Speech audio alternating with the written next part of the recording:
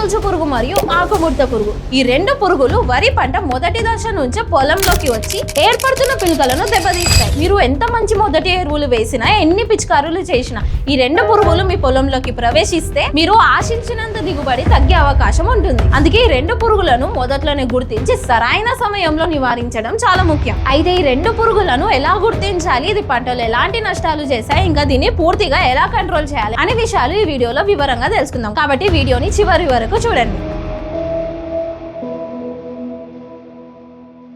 నమస్కారం రైతులారా, Katyayani Telugu YouTube channel కు మీకు స్వాగతం. ఇంకా మా ఛానల్ ని సబ్స్క్రైబ్ చేయకపోతే ఇప్పుడే చేయండి. వరి నాట్లు వేసిన 20 రోజుల నుండి దాదాపు 80 నుండి 100 రోజుల వరకు కాండం తొలుచు పురుగు మరియు ఆకుముడత పురుగు దాడి ఎక్కువగా ఉంటుంది. ఈ పురుగులు పిలకల సంఖ్యను తగ్గించడమే కాకుండా వాటి ఎదుగుదలను కూడా అడ్డుకుంటాయి. అయితే రైతులారా, ఈ పురుగులు అనేటివి నాట్లు వేసిన 20 రోజుల తర్వాత దాడి చేయడం ప్రారంభిస్తాయి. అయితే ఇదే సరైన సమయం వీటిని నివారించడానికి. అయితే ఈ రెండు పురుగుల లక్షణాలు ఎలా గుర్తించాలి, ఇంకా వీటిని ఎలా కంట్రోల్ చేయాలనే విషయాలు ఇప్పుడు పూర్తిగా తెలుసుకుందాం. అయితే రైతులారా, ముందుగా కాండం తొలుచు పురుగు గురించి తెలుసుకుందాం. ఈ కాండం తొలుచు పురుగు యొక్క అడల్ట్ స్టేజ్ ను ఎల్లో స్టెమ్ బోరర్ అని అంటారు. ఈ పురుగును సరైన సమయంలో గుర్తించడం చాలా ముఖ్యం. ఎందుకంటే ఇదే అడల్ట్ పురుగు ఆకులపై గుడ్లు పెడుతుంది. ఈ గుడ్ల నుంచి వచ్చే పురుగులే తర్వాత స్టెమ్ బోరర్ సమస్యకు కారణమైతాయి. అయితే ఈ అడల్ట్ పురుగును ఎలా గుర్తించాలంటే వీటి రెక్కల పైన ఒక నల్లటి చుక్కలు అనేటివి కనిపిస్తాయి. ఇప్పుడు ఈ కాండం తొలుచు పురుగు యొక్క జీవన చక్రం గురించి తెలుసుకుందాం. వీటి జీవన చక్రంలో మొత్తం 4 దశలు ఉంటాయి. మొదటిది ఎగ్ స్టేజ్,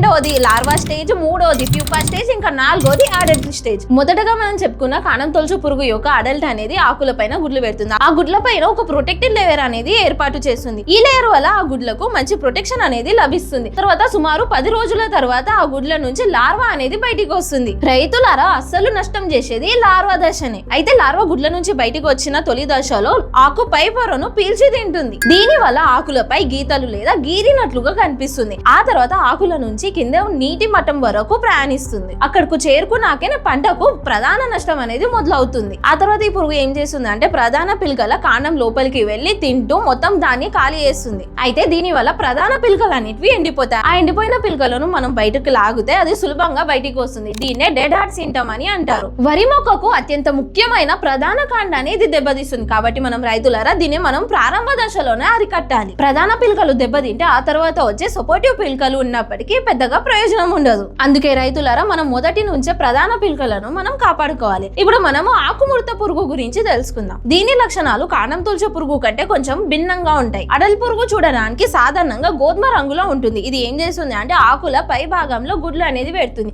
దాని చుట్టూ ఒక ప్రొటెక్టివ్ లేయర్ అనేది ఏర్పాటు చేస్తుంది. దీని వల్ల గుడ్లకు ఒక మంచి రక్షణ అనేది లభిస్తుంది. ఆ తర్వాత ఆ గుడ్ల నుండి 10 నుండి 12 రోజుల తర్వాత లార్వా అనేది బయటికి వస్తుంది. అందుకే రైతులారా, మనము నాటే ముందు ఆకుల పై భాగం అనేది కొంచెం కత్తిరించాలి. ఎందుకంటే పై భాగంలో గుడ్లు అనేటివి ఉంటాయి కాబట్టి మనం కత్తిరించడం వల్ల గుడ్లు అనేటివి పొలంలోకి చేరవు. ఇలా చేసినప్పటికీ కొన్ని పొలాల్లో వాతావరణ పరిస్థితుల వల్ల ఈ పురుగుల దాడి అనేది పొలంలో కనిపిస్తూనే ఉంటుంది. కాబట్టి మనము లక్షణాలను గమనించి తగినంత చర్యలు తీసుకోవడం మంచిది. రైతులారా, ఒక విషయం గుర్తుపెట్టుకోండి. ఆకుముడత పురుగుకు ఒక ప్రత్యేకమైన లక్షణం అనేది ఉంటుంది. ఇది ఆకులపై గీతలు పెట్టడమే కాకుండా మొత్తం ఆకును గీసి దాని వలలాగా తయారు చేస్తుంది. దీని వల్ల ఫోటోసింథసిస్ ప్రక్రియ అనేది సరిగ్గా జరగదు. ఇలా కావడం వల్ల మొక్కలో తగినంత ఆహారం అనేది తయారు కాదు. దీంతో పిలకలు ఏర్పడడానికి కావలసిన ఆహారం అందక పిలకల సంఖ్య అనేది తగ్గిపోతుంది. అంతేకాకుండా ఈ పురుగు ఏం చేస్తుంది అంటే ఆకులను మూర్చివేస్తుంది. ఇలా మూర్చివేయడం వల్ల ఆకుల ఫోటోసింథసిస్ ప్రక్రియ అనేది తీవ్రంగా దెబ్బతింటుంది. అంతేకాకుండా రైతులారా, ఈ పురుగు అనేది పంట ప్రారంభ దశ నుంచి చివరి దశ వరకు దాడి చేస్తుంది. అందుకే మనము దీన్ని మొదట్లోనే గుర్తించి నివారించాలి. ఇప్పటి వరకు ఈ రెండు పురుగులను ఎలా గుర్తించాలి, ఇది మొక్కలు ఎలాంటి నష్టం చేస్తుంది, ఇంకా వీటి జీవన చక్రం గురించి తెలుసుకున్నాం. అయితే ఈ రెండు పురుగులను ఎలా నివారించాలనేది ఇప్పుడు తెలుసుకుందాం. నివారణ చర్యలు తెలుసుకునే ముందు ఒక ముఖ్యమైన విషయం గుర్తుంచుకోవాలి. చాలా మంది రైతులు ఏం చేస్తారంటే ఈ రెండు పురుగులు కనిపించగానే పిచికారీ చేయడానికి వెళ్తారు. కానీ ప్రారంభ దశలో పిచికారీ కంటే గుళికల మందులు అనేటివి చాలా మంచి ఫలితాలు ఇస్తాయి. రైతులారా, మంచి గుళికల మందు పంట ప్రారంభ దశలోనే సరిగ్గా ఇస్తే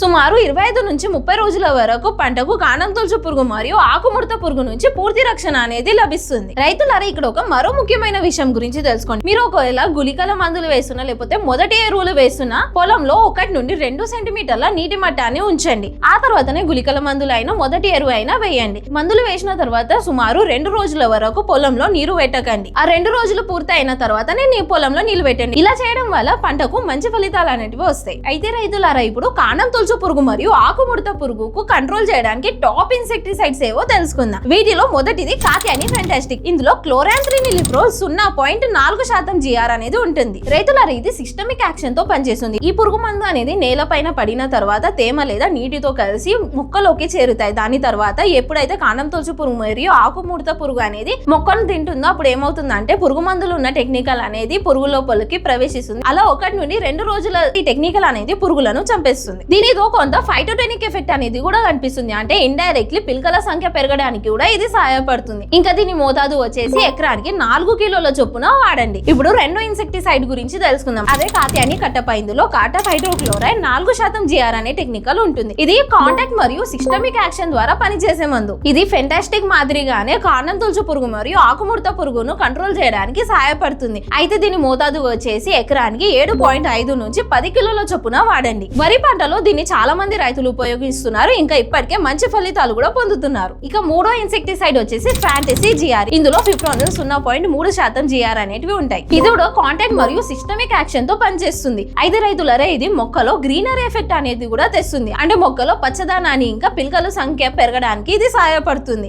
దీని మోతాదు వచ్చేసి ఎకరానికి 7 నుండి 10 కిలోల చొప్పున వాడండి. ఇక చివరి ఇన్సెక్టిసైడ్ వచ్చేసి కాత్యాని వశిష్ట. ఇందులో క్లోరాంథ్రినిలిప్రోల్ ప్లస్ థయోమిథోక్సామ్ అనే టెక్నికల్స్ ఉంటాయి. ఇది డ్యూయల్ టెక్నికల్ ఉన్న ఇన్సెక్టిసైడ్. అయితే మీ పొలంలో రసం పీల్చే పురుగుల దాడి ఎక్కువగా ఉండటంతో పాటు కాండం తొలుచు పురుగు మరియు ఆకుముడత పురుగు దాడి ఎక్కువగా ఉంటే ఈ ఇన్సెక్టిసైడ్ ని వాడవచ్చు. ఇందులో ఉన్న థయోమిథోక్సామ్ అనేది రసం పీల్చే పురుగుల పైన పనిచేస్తుంది. అలాగే క్లోరాంథ్రినిలిప్రోల్ అనేది కాండం తొలుచు పురుగు మరియు ఆకుముడత పురుగుల పైన పనిచేస్తుంది. దీని మోతాదు వచ్చేసి ఎకరానికి 2.5 కిలోల చొప్పున వాడండి. అయితే రైతులారా, ఇవే వరి పంటలో ఉపయోగించే ముఖ్యమైన గుళికల మందులు. మీ పంట పరిస్థితిని బట్టి 4 మందుల నుంచి సరైన మందును ఎంచుకొని వాటిపైన ఉన్న ఇన్స్ట్రక్షన్ ప్రకారం వరి పంటలో ఉపయోగించవచ్చు. ముఖ్యంగా 20 రోజుల నుండి 40 రోజుల మధ్యలో ఈ గుళికల పురుగుల మందులు ఇవ్వడం గుర్తుంచుకోండి. అయితే ఈ పురుగు మందులు అనేటివి మొదటి ఎరువులతో కూడా మనం కలిసి ఇవ్వచ్చు. అయితే రైతులారా, మీకు ఈ వీడియోకి సంబంధించిన ఏమైనా సందేహాలు ఉంటే కమెంట్ లో తప్పకుండా తెలియజేయండి. ఇంకా ఈ వీడియో నచ్చినట్లయితే లైక్ చేయండి, మీ మిత్రులకు షేర్ చేయడం మర్చిపోకండి. మరిన్ని ఉపయోగకరమైన వ్యవసాయ వీడియోల కోసం మా ఛానల్ ను సబ్స్క్రైబ్ చేయడం మర్చిపోకండి. బెల్ ఐకాన్ ని నొక్కండి. ధన్యవాదాలు.